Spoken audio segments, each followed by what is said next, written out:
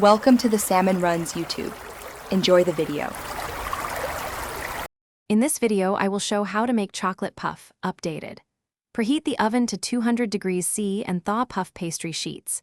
Keep them cold to preserve layers. Chop dark chocolate and mix with cream for a simple ganache, then chill briefly. Cut pastry into rectangles, add a teaspoon of ganache in the center, fold or roll, seal edges, and brush with egg wash before baking until golden and puffed. Use cold butter and chilled pastry to create flaky layers, and avoid overworking dough for best rise. For faster prep, use pre-made ganache or chocolate spread, but fresh ganache gives richer taste. Experiment with fillings like hazelnut paste, cinnamon sugar, or a sprinkle of sea salt to balance sweetness.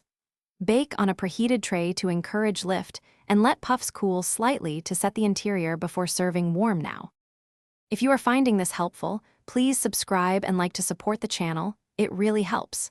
Quick recommendation: the Echo Dot smart speaker brightens kitchens with music while you bake and makes timers and recipes hands-free. I've linked the Echo Dot and other deals in the description so you can check them out. It's a small gadget that adds big convenience to baking routines. Thanks for supporting small creators. Now let's get back to the video.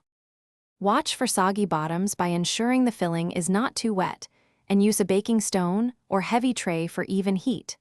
Rotate the tray halfway through baking for uniform color, and tent with foil if browning too fast. Store cooled puffs loosely covered to preserve crispness, and recrisp in a hot oven for 3 to 5 minutes before eating. These small steps keep texture and flavor consistent each time. Thanks for watching. Consider subscribing if we helped you.